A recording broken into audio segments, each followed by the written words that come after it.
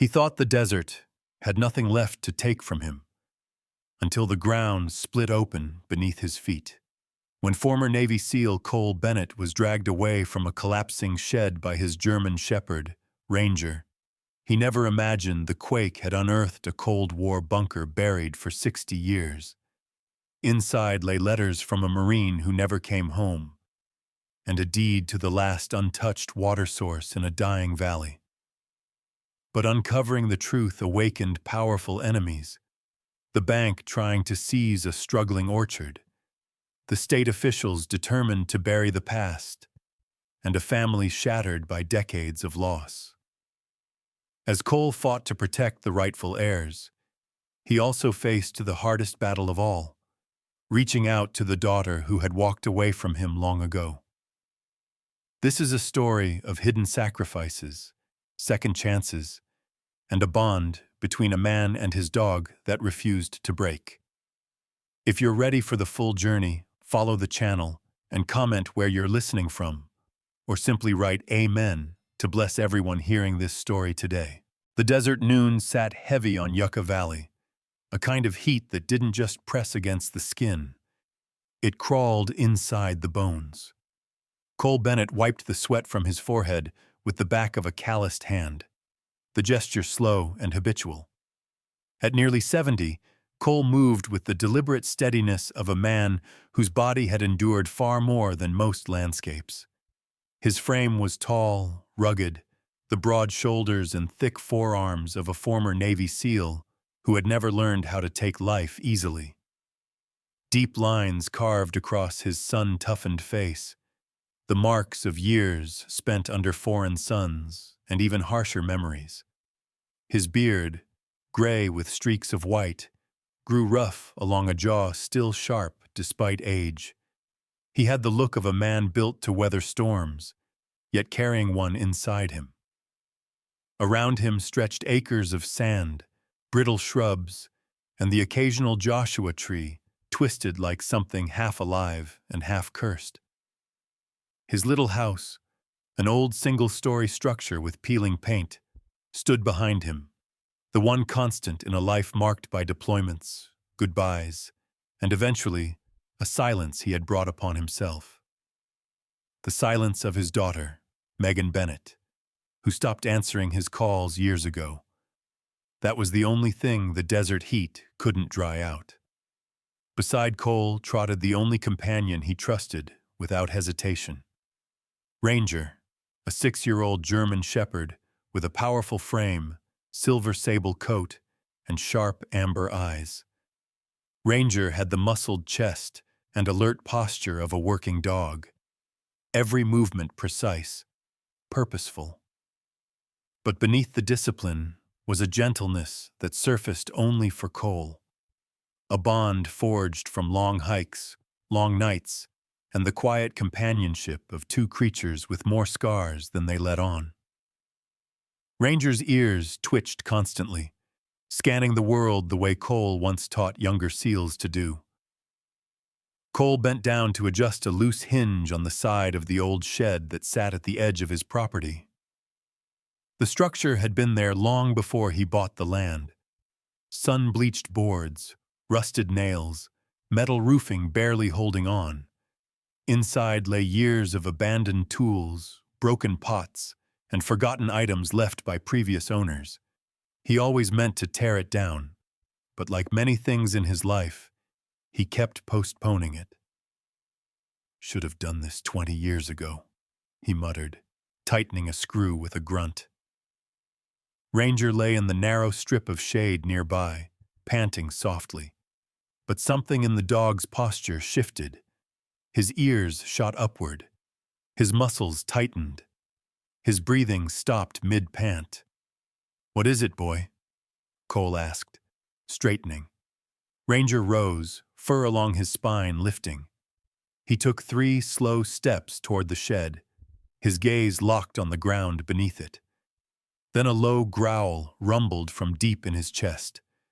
Nothing like his usual warning bark at coyotes. This one was raw, urgent. Cole frowned. Ranger didn't spook easily. The dog was steady as bedrock, even during the wildfires last year when ash fell like snow. If Ranger growled, something was wrong. Cole took one step toward the shed. Ranger lunged.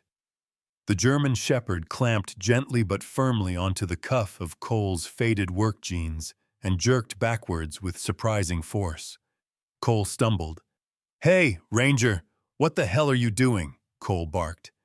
But the dog didn't release. His eyes, wide, fearful, locked onto Cole's, begging him to move. Ranger tugged again, harder, nearly pulling Cole off balance. Cole's instincts flared. The last time he saw fear like that in another creature's eyes was in Fallujah, inside a collapsing building with a trapped Marine. Ranger was terrified, but not for himself. All right, Cole relented, stepping back several feet. Ranger let go, retreating a few paces, but staying between Cole and the shed. The dog's tail tucked low, his breaths came sharp and fast. A stillness settled across the desert, too still. No cicadas buzzed, no distant hum of traffic. Cole's skin prickled, the air turning unnaturally heavy, thick as if the desert itself was holding its breath. Then the ground moaned. It was not a sound, but a vibration in the teeth, a deep underground grinding that made Cole's vision shake. A lifetime of combat reflexes kicked in, knees bent, muscles coiled, but even a seal couldn't brace against the earth itself. The earthquake hit like a freight train. The hard-packed dirt rippled beneath him. The air filled with a sickening chorus of snapping wood, groaning metal, and a roar that sounded like the desert was splitting in half. Cole dropped to his hands and knees as the shed shuddered violently, its metal roof twisting like a wounded animal. "Get back!" Cole yelled, even though Ranger was already sprinting toward the open land, looking back only to ensure Cole followed. Cole crawled backward as the quake intensified. The shed's old foundation, little more than a crude concrete slab, buckled and cracked. Nails ripped free from beams. Wooden walls collapsed inward in a violent implosion of dust, splinters, and rusted tin. The structure fell exactly where Cole had been standing seconds earlier. If Ranger hadn't pulled him, he didn't finish the thought. After what felt like minutes, but was likely only seconds, the ground stilled. A haze of red desert dust drifted around him like smoke. Cole coughed, pushing himself upright, his heart pounding against his ribs with the thud of an old war drum. "Ranger!" he called.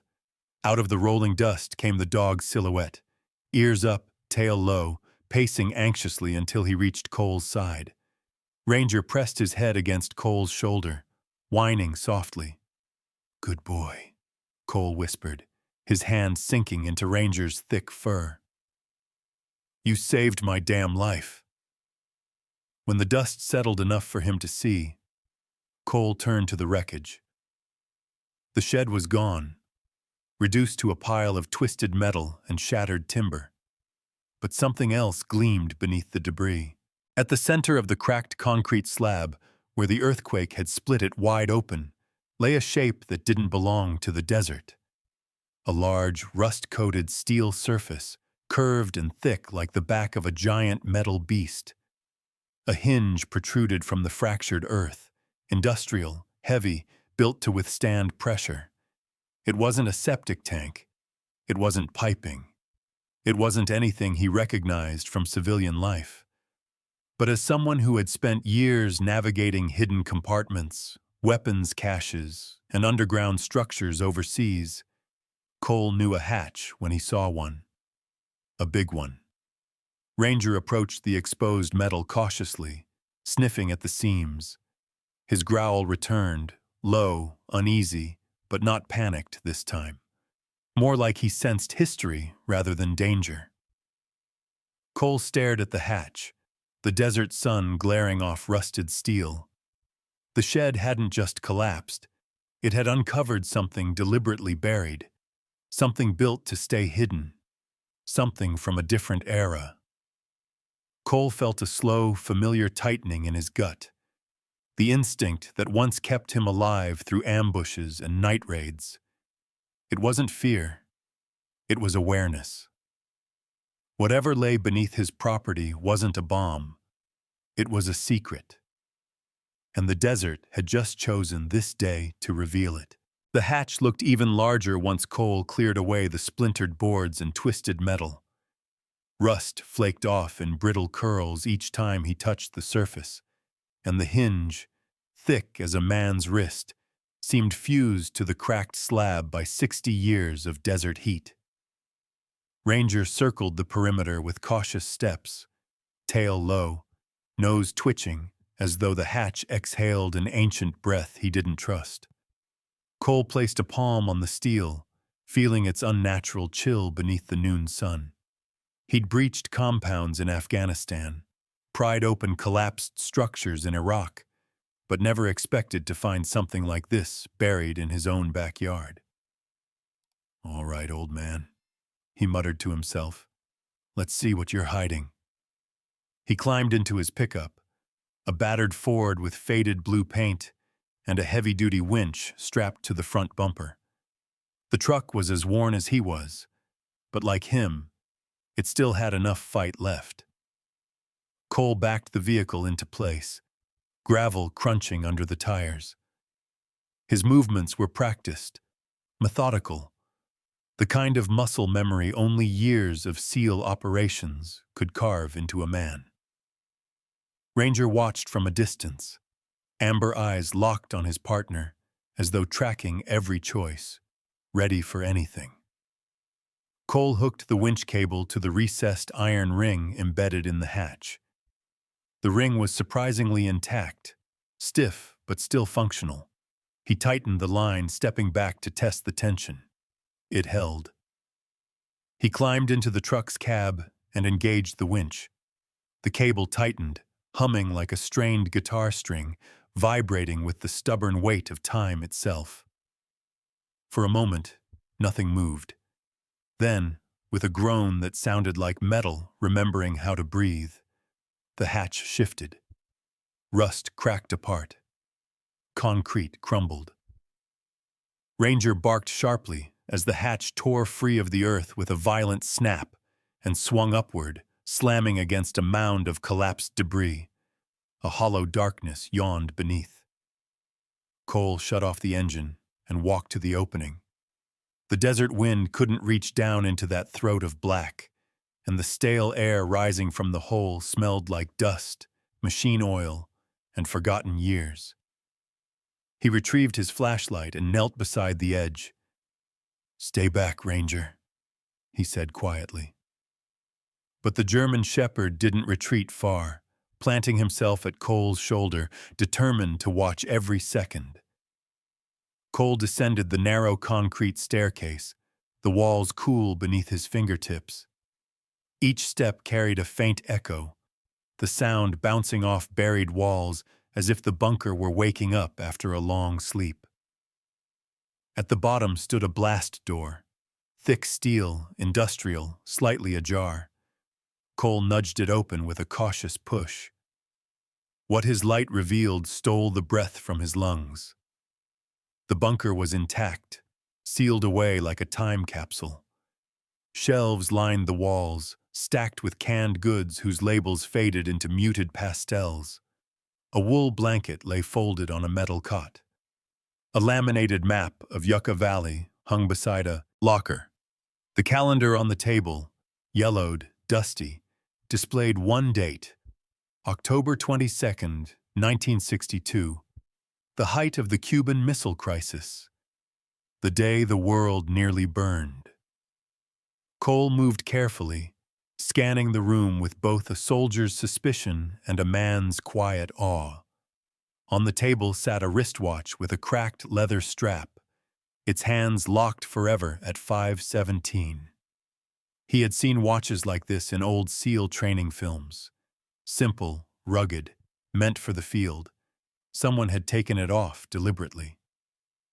Ranger descended the stairs behind him, nails clicking softly, nose flaring with curiosity.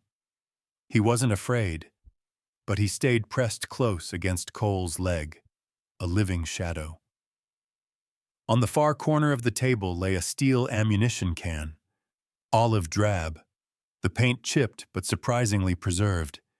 It was heavier than it looked when Cole lifted it, thick with the weight of something important. He unlatched the top, the metal snapping open with a gasp of stale air. Inside, wrapped in a protective sleeve, was an official document, a deed granting perpetual groundwater rights spanning a vast swath beneath Yucca Valley. Cole scanned the page twice, eyebrows drawing down. This is worth more than the whole damn valley, he whispered. Why would someone hide this? Beneath the deed lay a bundle of letters tied with twine, the envelopes brittle at the corners. The handwriting on the front, though faded, belonged to a steady hand. To my dearest Alice and our little Emily. Cole closed the can slowly. Whatever story had started here was not just history, it was personal. By late afternoon, Cole drove the documents to the VFW post 10 miles away. The Veterans of Foreign Wars building was a modest, sand-colored box, with a sun-bleached flag hanging stubbornly above the doorway. Inside, the air was cool, tinged with coffee, old wood, and the residue of decades of cigarette smoke. Behind the bar stood Ray Alvarez, a former Army medic in his late 50s, thick-bodied with close-cropped salt-and-pepper hair and a permanent 5 o'clock shadow. His brown eyes held equal measures of weariness and humor, the kind of man who had patched up broken soldiers overseas and now patched up broken conversations over cheap whiskey. "Well, damn, Cole Bennett," Ray said, resting a forearm scarred from an IED blast. "Haven't seen you in a month. You bring trouble or stories?" "Both," Cole replied, placing the ammo can on the counter. Ray raised an eyebrow.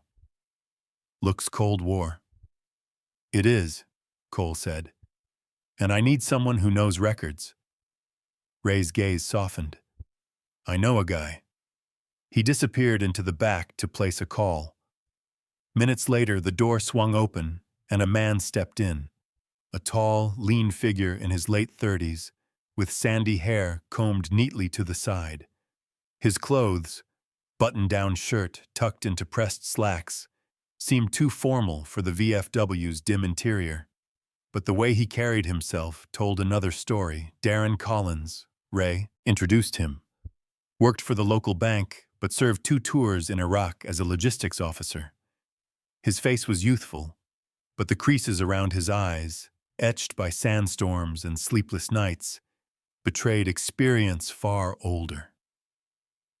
"Ray says you've got something interesting," Darren said, with a handshake firm and respectful. Cole studied him.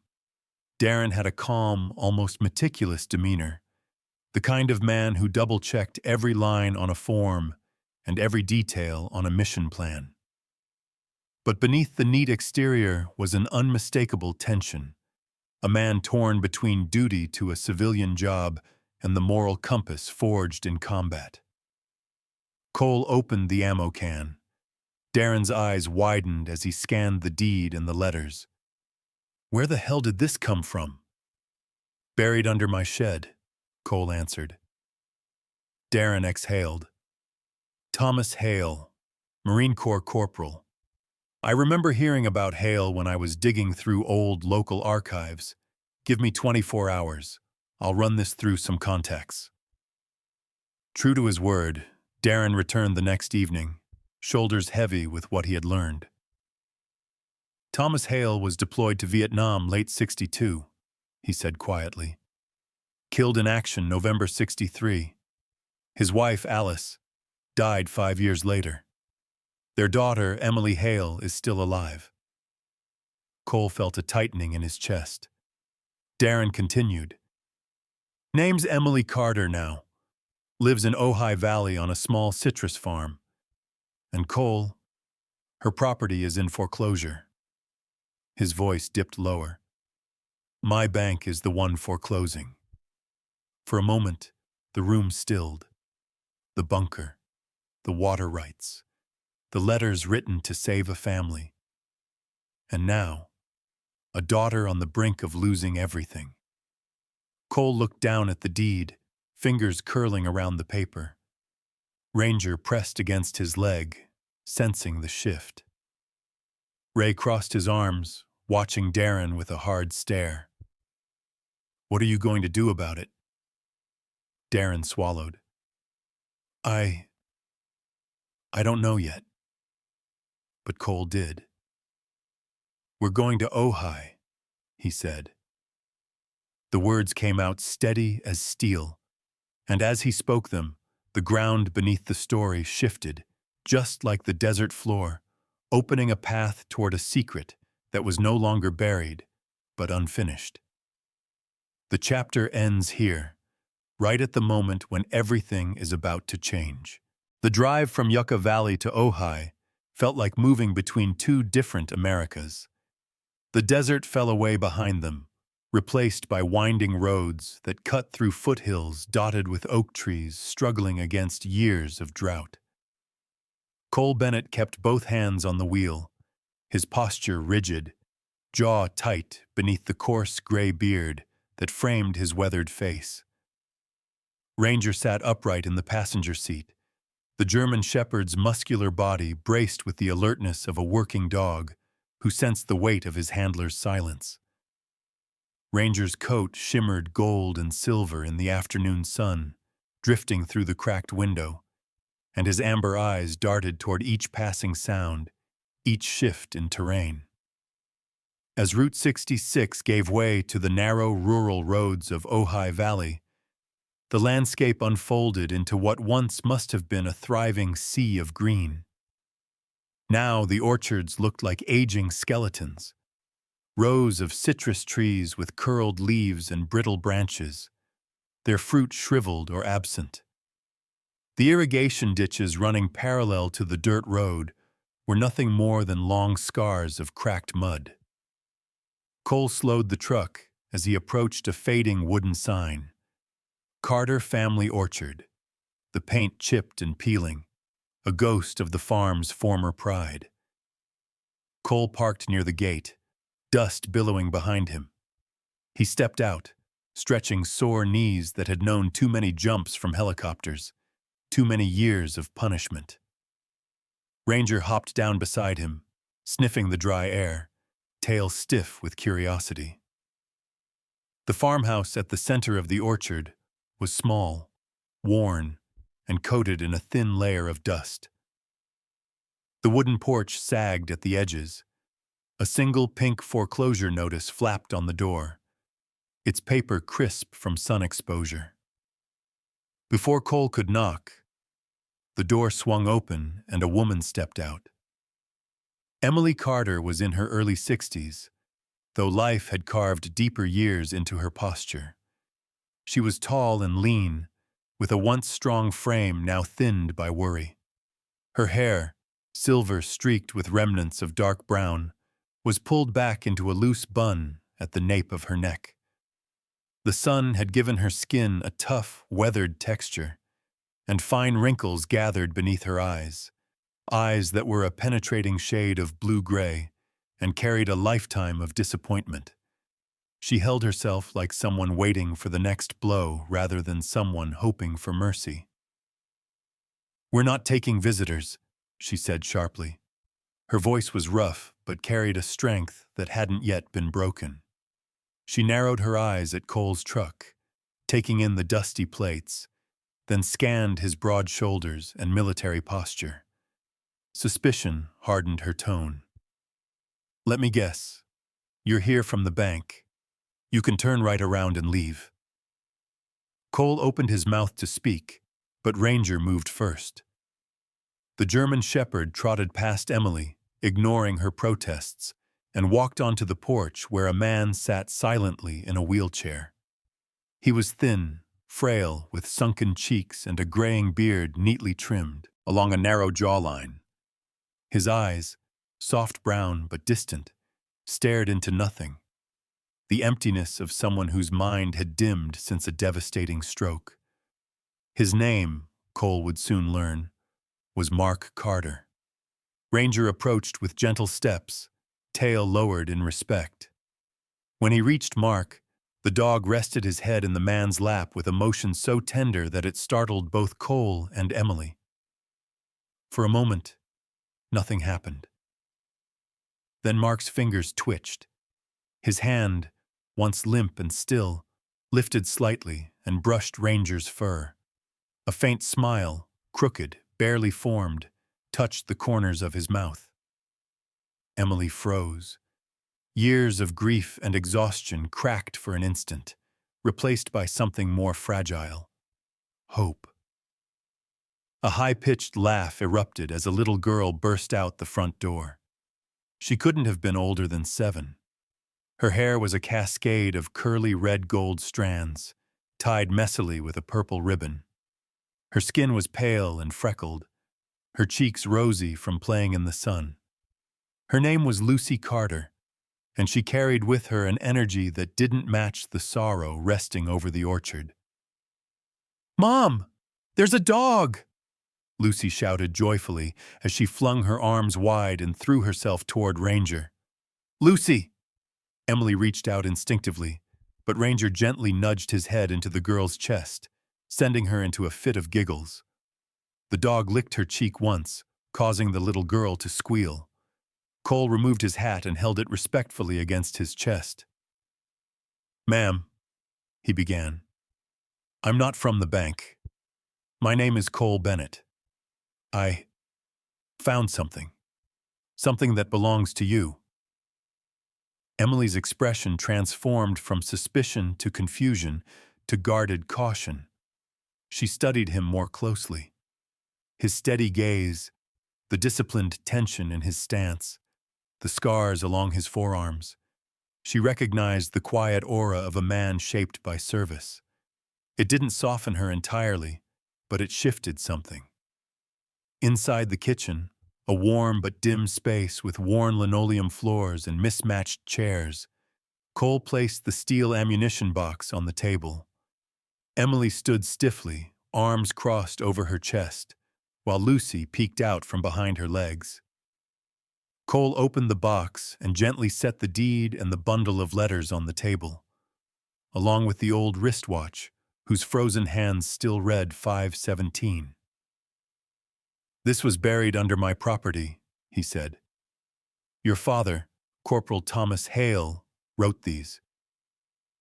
The name hit Emily like a strike to the ribs. Her breath hitched. Her posture weakened, though she didn't sit. "My father left us," she said quietly, voice brittle. "He never came back." Cole shook his head. "He didn't abandon you. He prepared everything to keep your family safe. He built that bunker, bought water rights that would still be valid today, and he meant for all of this to reach you." Emily hesitated, then picked up the top letter. The paper trembled in her hands. She opened it with reverence, as though afraid the ink might fade if she breathed too hard. When she read the line, "Tell Emily her daddy loves her more than the whole sky," her face crumpled. The steel armor she had carried for decades shattered, and tears slid down her cheeks. Mark's wheelchair squeaked softly as he shifted, watching her with faint recognition. Before Cole could say anything more, a truck door slammed outside. Emily stiffened again. Darren Collins stepped onto the porch, holding a clipboard and wearing a clean button-down shirt tucked into charcoal pants. He looked every bit the professional banking agent sent to deliver foreclosure paperwork. But up close, the details softened him. Light stubble along his jaw, sandy blonde hair neatly parted but wind-tousled from the drive. Blue eyes that seemed too empathetic for the job he'd been assigned. His stance was tense, as though every step toward the door chipped at a moral boundary inside him. He paused when he saw Cole. Then he saw Emily's tear-streaked face. And finally, he noticed the letters and the deed on the table. Darren's shoulders dropped. His clipboard lowered to his side. Something inside him wavered. Cole met his eyes. "You came to deliver that notice?" Darren swallowed hard. "I was supposed to." His gaze drifted toward the old watch ticking faintly now that Cole had wound it. "I didn't know the whole story." Emily wiped her eyes but didn't step away. "Are you here to take my home?" Darren shook his head. "Not today," he said, voice low. "Maybe not ever. This changes things." He stepped inside, closing the screen door behind him. "Emily," he said gently, "I think we should talk. And I think your father intended for this to save your family. Let me help you make sure it does." Before Emily could respond, Ranger barked sharply. Once, urgent. Everyone turned. Through the kitchen window, at the far edge of the orchard, a black SUV was slowly making its way up the dirt road. Dust curled behind it in a thick cloud. Darren's face paled. "That's the regional director," he whispered. "If he finds out what you have before we file anything, he'll shut this down." Cole stepped forward, jaw tightening, Ranger at his side with fur rising along his spine. The SUV rolled to a stop. The engine cut off. The door began to open, and everything poised on the edge of unraveling. The regional director's black SUV sat like a threat at the edge of the orchard, idling in a slow rumble that vibrated across the dry soil. Cole stood at the window beside Ranger, the German shepherd's fur raised in a silent warning. But after several tense seconds, the engine cut off and the vehicle turned around, disappearing back down the dusty road without a single door opening. The threat wasn't gone. It was merely delayed. Darren let out a shaky breath, his shoulders sinking in relief and dread all at once. "They'll be back," he muttered, "which means we need to move fast." Over the next 3 days, the orchard became a battlefield of paperwork, negotiations, and clashing loyalties. The farmhouse kitchen, once a quiet, weather-beaten space, transformed into a war room. The table was covered with documents, maps of old aquifers, legal codes, historical land deeds, and half-empty mugs of coffee. Phones vibrated constantly, pens scratched across forms, and Ranger lay at Cole's feet like a sentry, his ears rising at every unfamiliar voice. Darren Collins worked with a fervor that surprised even him. Without his neatly pressed shirt and corporate posture, he seemed younger, more agile. The clean lines of his face set into a hardened focus, revealing a man shaped by 2 worlds, banking ledgers and battlefield memories. The sandy blonde hair that he kept meticulously combed began to fall loose from running his hands through it in frustration. His jaw tightened whenever the bank's regional office called demanding explanations. Darren wasn't defiant by nature. He was someone who followed rules until those rules hurt the wrong people. Iraq had taught him that. And now, Emily's orchard was teaching him again. To strengthen their case, Darren brought in Linda Moreno, a water rights attorney in her early 50s with a sharp intelligence that radiated from her dark, steady eyes. She had the bearing of a woman who'd spent her life squaring off against corporations 10 times her size. Short black hair streaked with silver framed her angular face, and she wore practical suits that traded elegance for efficiency. Her voice was measured, calm, and she had a habit of tapping a fountain pen against the table when thinking. She studied the deed and letters with intense concentration. "This isn't just valid," she said finally. "It's ironclad. If we prove continuity of ownership, Emily's family legally controls a water source that companies have been trying to monopolize for decades. Emily, standing near the stove with her hands wrapped around a chipped mug, let the words settle into her bones. She had spent years holding her world together with exhaustion and sheer will. Her tall, narrow frame carried too many burdens, her blue-gray eyes often dimmed by sorrow. But now something flickered behind them, something old but not dead. Hope. While legal storms brewed at the kitchen table, quieter moments unfolded around the orchard. In the living room, Mark Carter, still thin and frail in his wheelchair, watched baseball on the muted television. His once strong hands, now weakened by a stroke, rested on the chair arms, occasionally twitching when a familiar team logo appeared. Cole sat beside him, silent but present, nursing a cup of black coffee.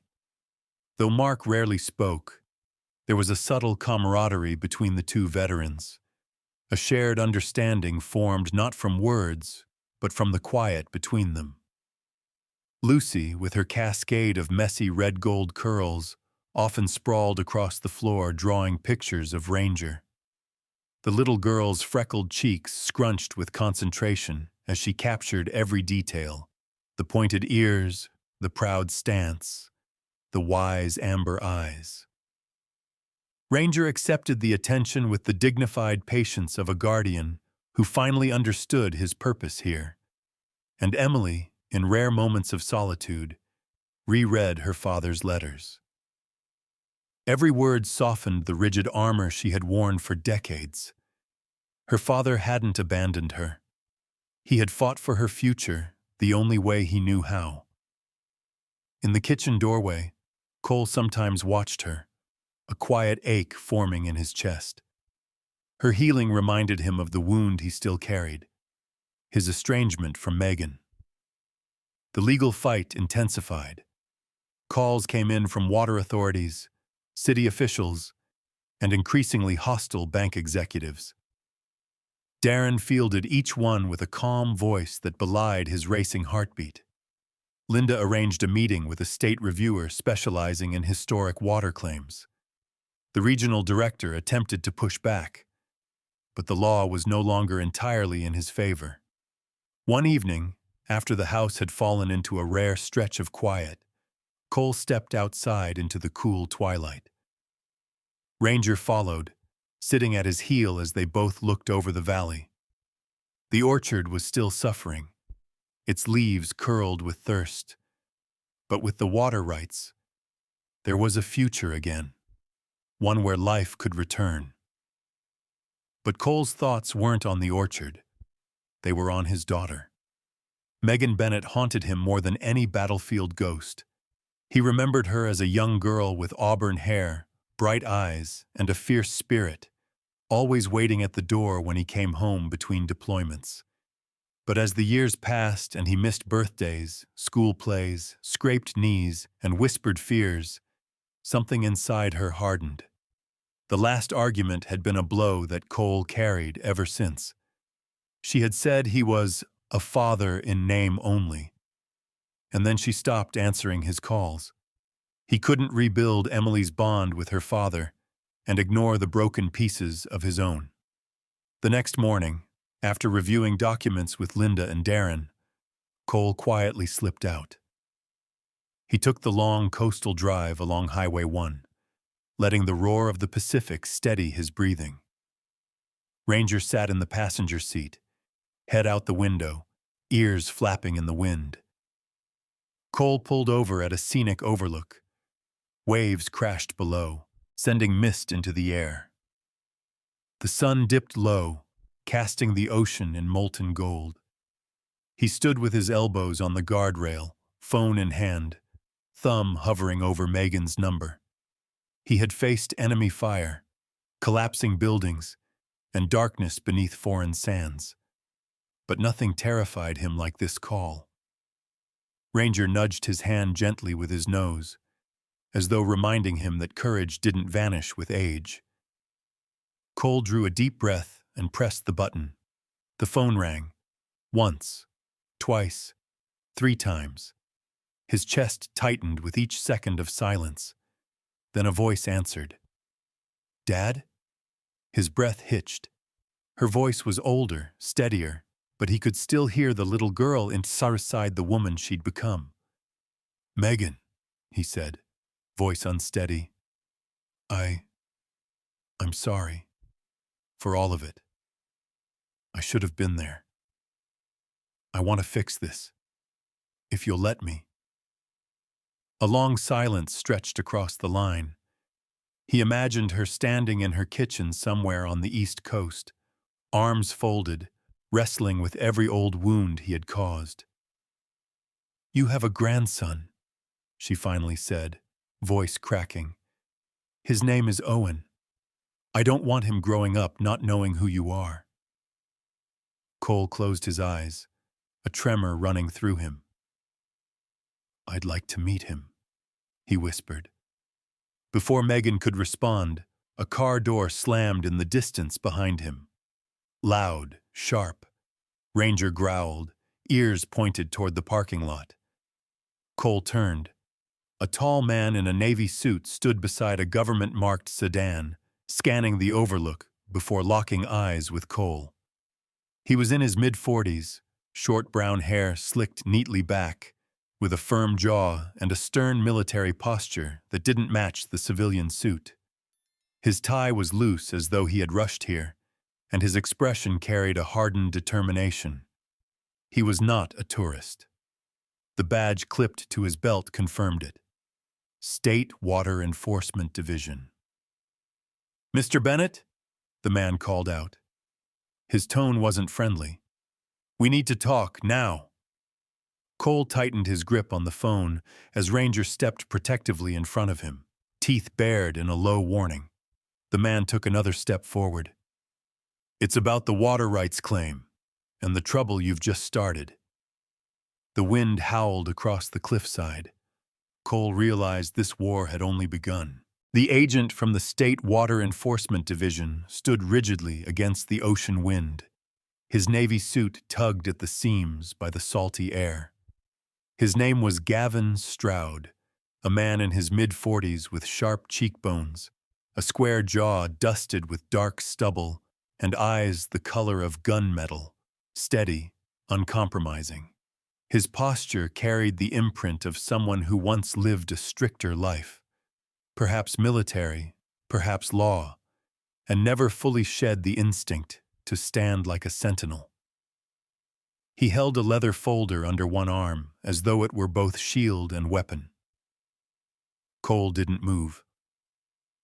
Ranger positioned himself between the two men, shoulders squared, amber eyes locked onto the stranger.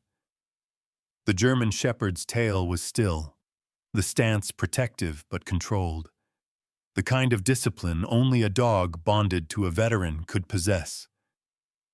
Gavin approached slowly. "You've caused quite a disruption, Mr. Bennett," he said. His voice was low, gravelly, shaped by years of speaking in rooms where every word mattered. "A dormant water claim from 1962 resurfacing now? It has the entire regional board scrambling." Cole didn't waver. If the claim is legitimate, then they shouldn't be scrambling. Gavin's expression didn't shift, but his jaw clenched faintly. Legitimate doesn't always mean convenient. Before Cole could answer, Gavin lifted the leather folder. "I'm not here to shut you down. Not yet. But everything you're touching is politically volatile. Water in Southern California is more valuable than anything you can pull out of the ground." Cole understood the warning beneath the words, but he also sensed something else. Gavin wasn't just a bureaucrat. There was weight behind his voice, the weight of a man who had seen people crushed under systems they didn't understand. "What do you want?" Cole asked.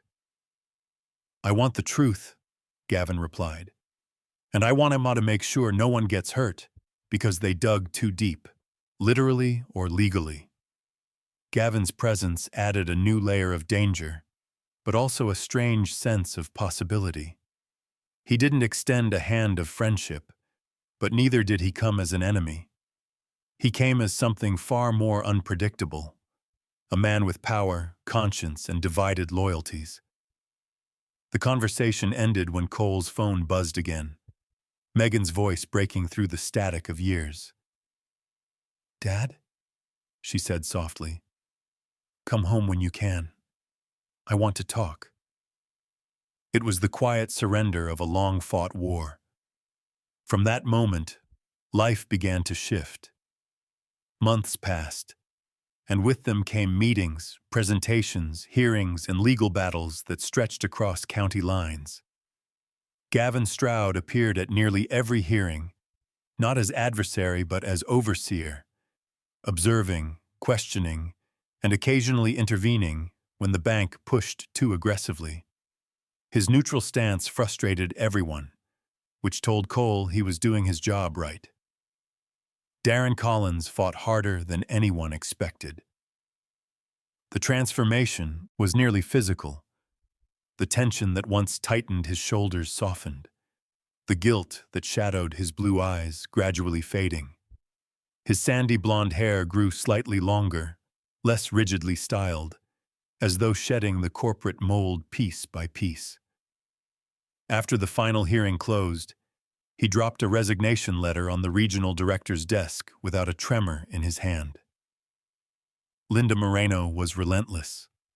Her sharp voice echoed through boardrooms and conference halls, slicing through arguments with the precision of a seasoned litigator who had no patience for corporate greed. The dry Sierra winds tangled her salt and pepper hair during field inspections, but her resolve never wavered. "This," she told the water board during the last hearing, "is not a relic. It's a promise a Marine made to his family, and the law is clear. It belongs to them."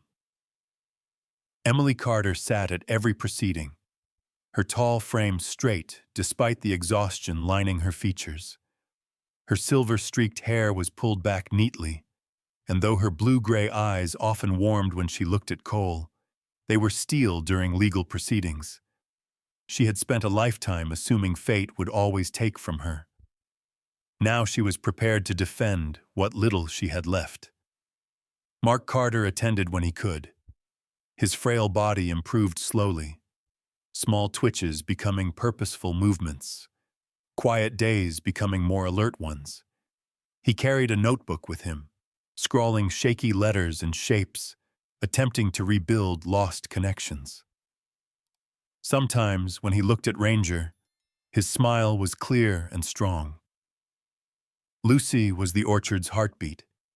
Her drawings of Ranger, Cole, and her grandparents covered the refrigerator, the walls, and Linda's briefcase.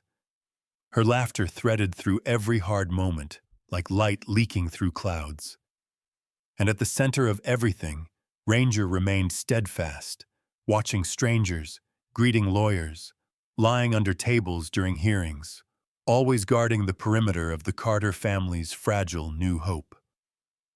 Then, one warm evening, the fight ended. A legally binding agreement was signed recognizing Thomas Hale's perpetual groundwater rights.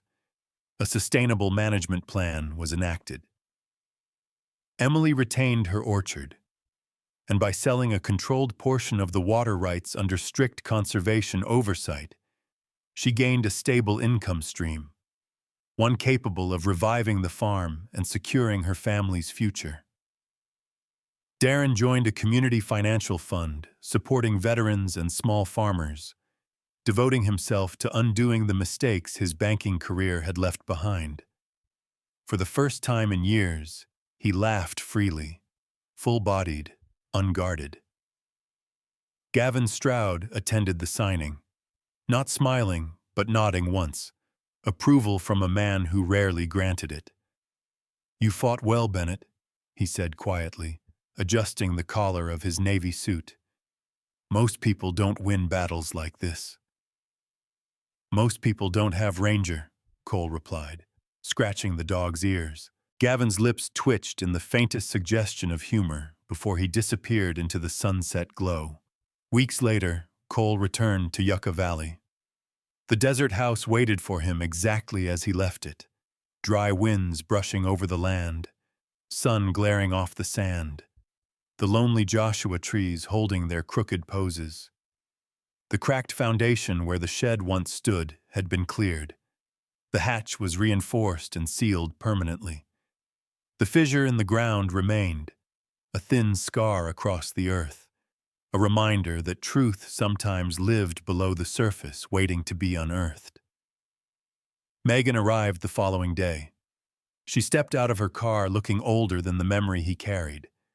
Her auburn hair pulled into a messy bun, her green eyes weary yet searching, her posture rigid from years of unresolved anger. But when she saw her father standing in the doorway, a man older, softened, humbled, she exhaled a breath she'd been holding for years. Beside her was Owen, a boy of 8 with sandy hair, tanned skin, and cautious curiosity written across his small features.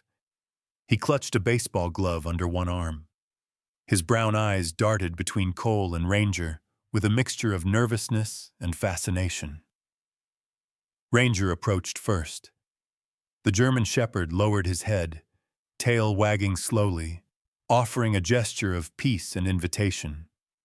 Owen hesitated, then touched the dog's fur. Ranger nudged a baseball toward him with his nose. That was all it took. Cole's throat tightened. Later, on the porch swing, Megan stared at the horizon while Cole brewed coffee inside. The desert dawn spilled gold across the valley.